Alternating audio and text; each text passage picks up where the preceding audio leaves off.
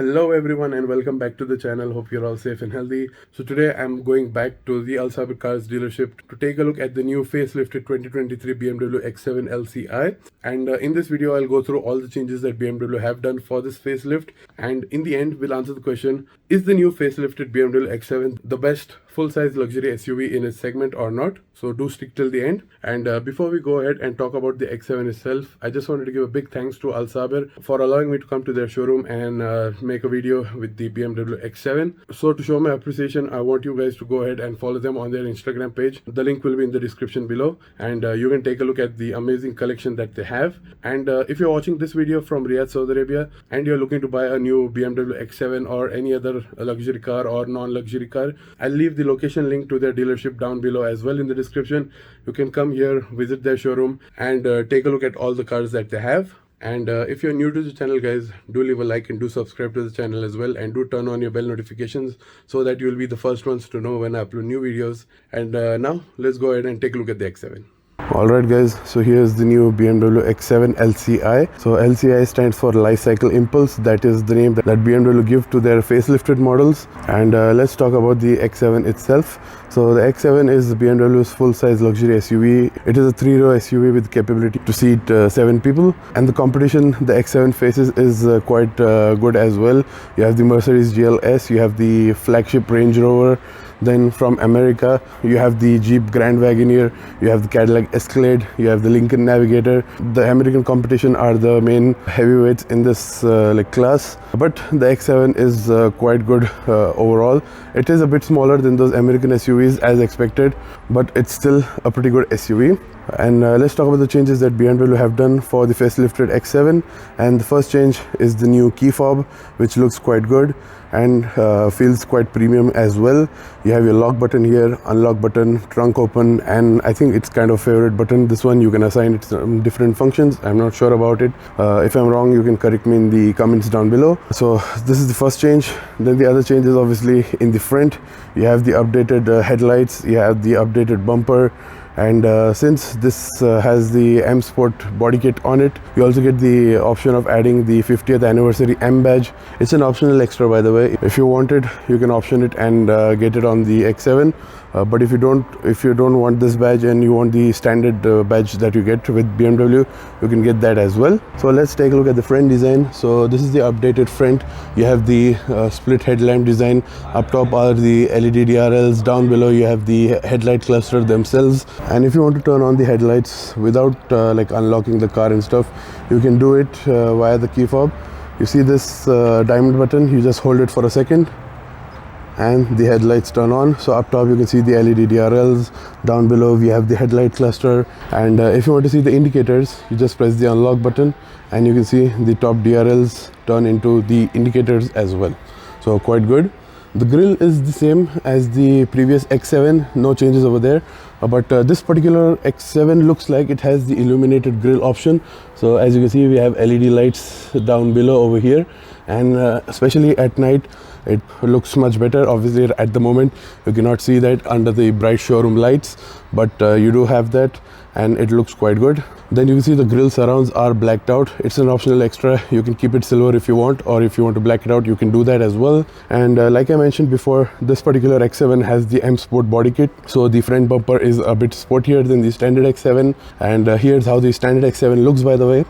And if you're a fan of sporty looks, I suggest you go for the M Sport body kit. But if you don't like sporty body kits and you're fine with the standard X7, you could go for that. That has a much more of a classier vibe.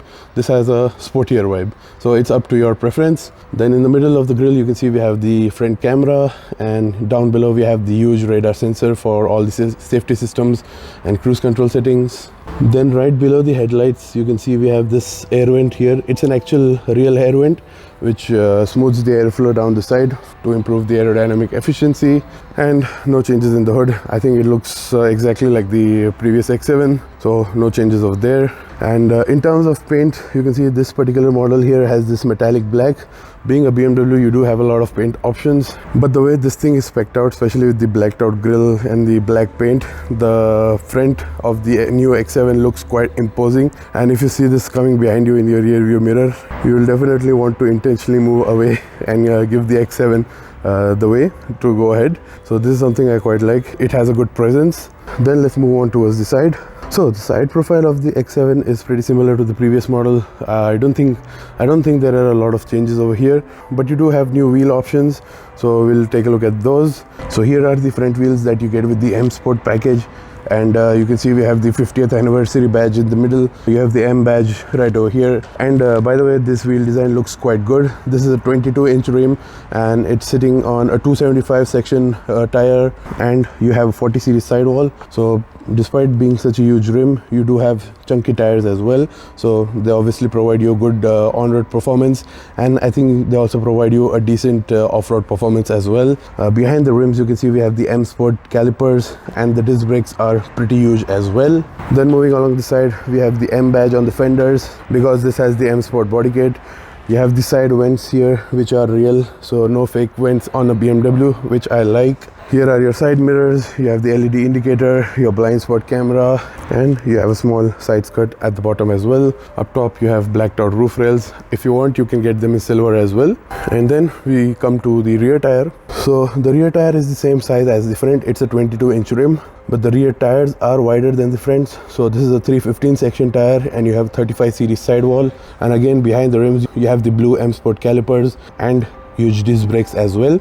The rear tires are wider than the fronts because the four-wheel drive on the X7 is rear biased, so most of its power goes to the rear wheels, so that's why the rear tires are much wider. And now let's move on towards the back. So at the back, as you can see, the design is pretty much similar. I don't think there is a lot of change. The only thing is that BMW have updated the tail lights, which I'll turn them on again by using the same function by pressing the diamond button for a second, and the tail lights turn on.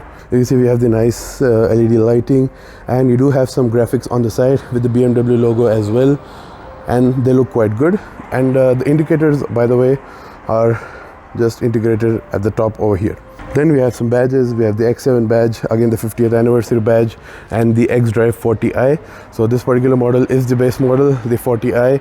You have the M60i on top, and then you have the Alpina XB7 as well. But I think most of the people will be pretty happy with the 40i. And down below we have an updated rear bumper as well. But this one with the M Sport body kit is obviously much more sportier than the standard rear bumper, and this is how that looks. So down below you have a sort of a diffuser design. Obviously it's not a functional one, it's just there for aesthetics. And you have two huge exhausts. The surrounds are pretty huge, but you do have a real exhaust inside as well. So at least there are no fake exhausts, and you also have your rear camera right over here. So that was the exterior of the new X7. Now since we're at the back, let's take a look at the boot space. And to open the boot, you can use a button in the interior, you can use a button under the logo right over there, or you can just use your key fob. You hold this middle button over here and the boot electronically opens up for you. So it is a split style tailgate, and many people do like it a lot. And let me just open up the bottom part by pressing this button over here, and there you go. So you can actually use this part to sit down and relax if you are parked in some, like near a golf course or something like that, and you want to like basically just chill out. So you can take a seat there and enjoy basically. Then you can see the third row of the X7 is up as well. And we can obviously fold it down, but you do have a usable amount of space behind the third row, which is 328 liters or 11.7 cubic feet, which is I think enough for some like shopping stuff, shopping bags and stuff. And I don't think you will need much more space than that if you have a small grocery run. But if you do need more space, then you do have the option of folding down the third row of seats by pressing these buttons right over here, and there we go. Now the third row of seats are folding down. So as you can see, the third row of seats are finally down, and with that you do have an increased amount of space. To be exact, you have 750 liters of space, which is 27 cubic feet, and quite impressive. This thing is in the middle, but you can obviously store it down under the false floor that you get over here, you do have some BMW goodies and the carpets as well. But you can see we have some underfloor storage. The parcel shelf is kept there as well, and even the underfloor storage is quite decent, so you can store a lot of stuff over here. And if you want to fold the second row of seats as well to maximize your cargo space, you can do that from these buttons. And you can see we have some shortcut buttons as well, that if you want maximum passenger space, you can just press this button and both the second row and the third row of seats will come up. But if you want maximum luggage space, you press that and both the second row and third row will fold down and give you all the space that you need. So that is the cargo space of the X7. And now let's take a look at the engine bay. Alright guys, so here's the engine bay, and let's talk about the different engines that you get with the updated X7. So like I told you, this is the 40i, and with the 40i you get the 3-liter inline 6, which is obviously twin turbocharged. And for the facelift, BMW has updated the engine. They have given it more power, and it has the 48 volt mild hybrid system as well. And if you want to see if this the engine has the mild hybrid system or not, you can see the purple cables at the back. That is there obviously for the hybrid system, the mild hybrid system. So this engine is the 3-liter inline 6, and with the update it now makes 375 horsepower and 398 pound-feet of torque, which is 540 Newton meters. It is attached to an 8-speed automatic transmission, and obviously you have the X-Drive all-wheel drive. And this X7 with the 6-cylinder weighs 2.5 tons. It is a big car, so that much weight has to be expected.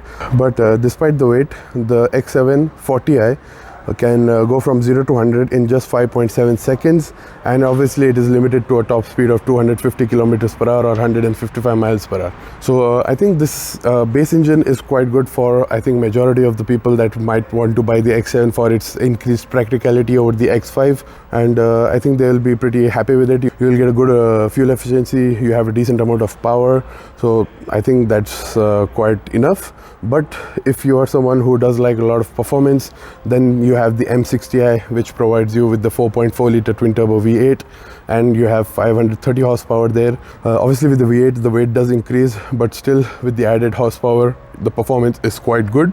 And on top of the M60i you have the Alpina XB7, which again has like 630 horsepower, so that is again even more powerful than the M60i. So if you want even more power than what the M60i provides, then you have the option of the Alpina, but do remember that is quite expensive as well.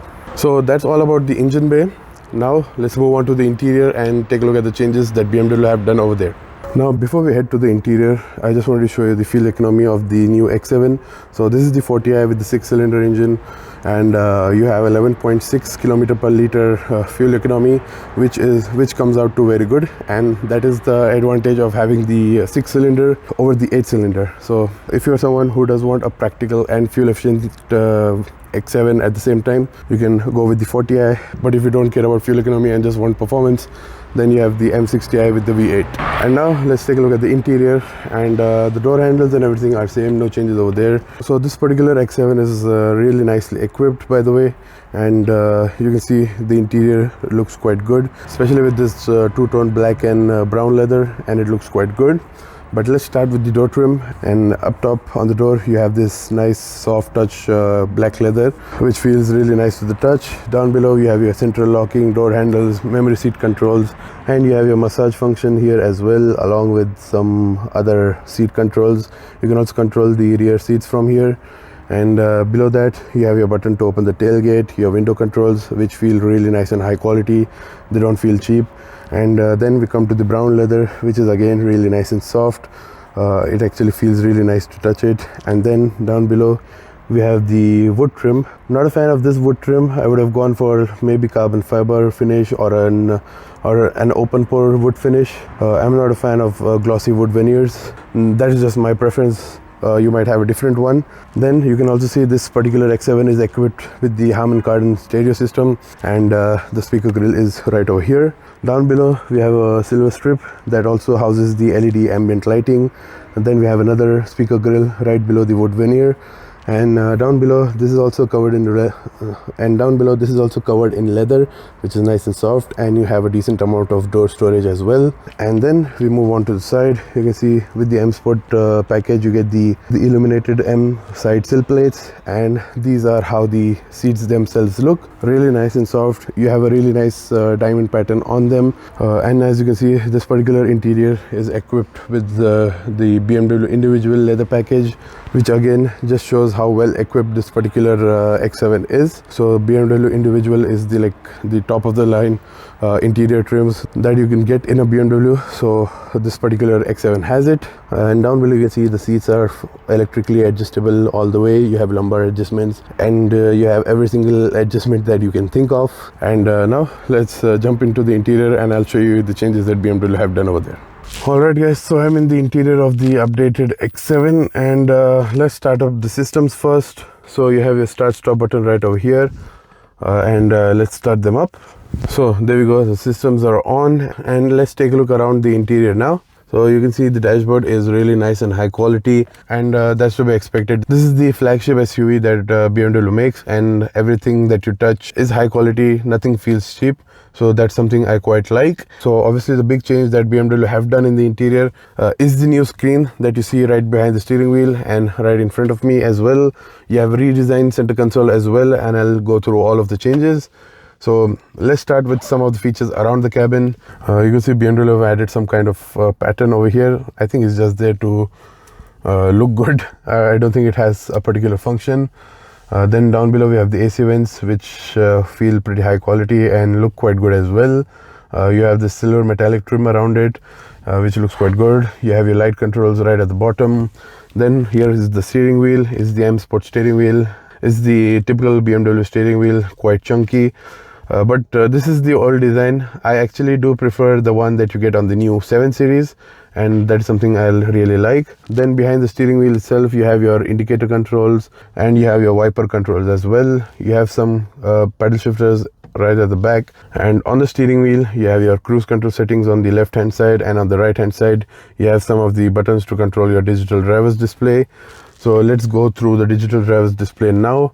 At the moment the car is not switched on. That's why this is the reduced display that you get. When you once you switch on the car, then you get all the details of the vehicle. At the moment I'm not switching it on because, as you can see, the fuel is very low, and I don't want to just unnecessarily idle the car and waste the fuel. But I have actually covered the new iDrive 8 system quite comprehensively, especially the driver's display, in my updated 3 Series LCI video. So I'll just link it up for you guys here, and you can watch that. But I will definitely be going through the main iDrive 8 system because that is where most of the changes have been done. So let's go through the new iDrive 8 system, and you can see it is really nice and responsive. The touchscreen is quite good. You have your My BMW setting here. You can take a look at your car. You can see, you can actually take a look at your car from all the angles, and the screen resolution is pretty high. The touch sensitivity is pretty good. So overall the main display is quite nice as well, and it has gesture controls as well. Then you can also add widgets. You can customize the display however you want. And then let's take a look at some of the apps that you get with the iDrive 8 system. You press the app drawer and you have a lot of different apps. You have your wireless Android Auto and Apple CarPlay as well, and you have your navigation. Let's take a look how the navigation looks. It looks quite nice. Then we have the other apps like live vehicle, seat comfort, system settings, interior lighting. You can adjust a lot of stuff. Overall it is a really nice system, and once you get used to it, it is pretty easy to navigate as well. Then we come down below and you can see we have the climate control settings integrated into the display as well. So no more knobs at the bottom or in the center console. That is a bit of a letdown. Like for example, just to adjust the fan speed and everything, it would have been easier to have a dial. They could have done something like Land Rover, kept one dial and integrated 3 controls into it. Like you have your temperature control, push it to control your fan speed, something like that. That would have been quite nice. But as you can see, they have put everything into the iDrive 8 system, and you can directly control your temperature from here. But if you want to adjust further settings, you have to go into the climate menu. Then you can see we have all the different climate control settings. So we have your heated steering wheel, heated seats, ventilated seats, fan speed control, your airflow direction, and is the same for the passenger side as well. So just to do these small changes, you have to go into the settings and do everything on the touchscreen, or you could use the voice assistant system. So that is something BMW has been pushing, and like basically all their marketing materials say that they have removed the buttons because their new voice assistant is quite good. Then we come down below from the center console, and you can see we have the same polished wood veneer here as well. Again, like I said, I'm not a fan of it, but everyone has their choices. I would have loved a carbon fiber or an open pore wood finish. That is my preference. Then down below we have the updated center console. As you can see, the air vents are totally redesigned. They have integrated the air vents into this small thin strips over here, which again looks quite good. And you have this pattern right over here, which again is quite interesting and it looks good as well. Then you have your controls for your AC vents here. You can control the direction of your airflow with these, and they feel quite high quality as well. And as you move along the side, you can see we have the ambient lighting integrated into this design over here. I've set it to the indigo color and it looks quite good. The ambient lighting on the door handles also turns on, and that's pretty similar to the previous X7. So the only change in the interior in terms of the ambient lighting is this section over here. Then let's move down, and you can see we have some media controls. You have your volume knob, hazard button. Then let's move down, and you can see we have some more ambient lighting strips. The quality extends down here as well. You have your leather right near your leg, and that feels high quality. You have the wood veneer as well, and then you can see a lot of wood veneer in the center console. And as you push this open, you have your heated and cooled cup holders. You have your 12-volt socket, USB-A port, and a wireless charger as well. Then let's close this up, and then we come to another thing that BMW have updated, and that's this section over here. So the old stick lever has been removed in favor of this toggle for the gear selector, and also this particular one has the crystal finish on the iDrive controller, the gear selector knob, and the start stop button as well. So again, quite nice. Then we have your traction control off button, your parking sensors, which let's take a look, and I believe you do have your 3D view as well. So let's take a look around the car. So you can see it is quite nice and high quality. The resolution is quite good, and all the cameras as expected from BMW are quite good. Then we have your drive mode selectors. So we have Sport, Comfort, and Eco Pro, but you do have some updated graphics for them. So this is Sport. Even the driver's display will change for it. This is for Comfort, and this is for Eco Pro. Let's just keep it in Comfort for now. Then we have your auto hill descent, auto hold, electronic parking brake, your air suspension control. Also you can adjust the height according to what you like, make it easier for people to get inside, or you can just jack up the air suspension to make it easier for you to go off-road. And your iDrive controller is right here as well. Then let's take a look at the glove box. So here's the glove box. It has a decent amount of storage space, lined with felt, so nothing will scratch around. Then here's your rear view mirror, and up top you have your light controls as well, which look quite nice. And you also have your control for your panoramic sunroof. And by the way, the panoramic sunroof extends all the way to the third row as well. At the moment, I don't think it is open for the third row, but when we go in the back, I'll just show you the sunroof as well. Then we have your sun visors, which are open. By the way, you have your LED light, and you can just close that up. By the way, the sun visors feel really nice and high quality. And let's take a look at the space now. So as expected from the BMW X7, it is the flagship SUV, and you do have a lot of space. I am 6'5" or 195 centimeter, and as you can see, I have a decent amount of headroom. I have the driver's seat set to its lowest position, but that's something I do for most of the vehicles because I do need a lot of headroom. And as you can see, I have plenty of headroom. These seats, by the way, are quite comfortable as well. I do have a larger body size, but despite that, these seats are very comfortable. I do have a good amount of room to move around, and I think pretty much everyone will be comfortable in these seats, no matter the height or body size. So that's quite nice. And now let's move to the back and take a look at the space over there. Alright guys, so here is the rear door trim for the BMW X7, and as you can see, we have electronic sunshades as well, and you can control them via a button in the front, or you can obviously control them with the button over here. So as you can see, you press this button and the sunshades go down. So you have that option, and that's quite nice. But the door trim is similar to the front. You have the same high quality materials.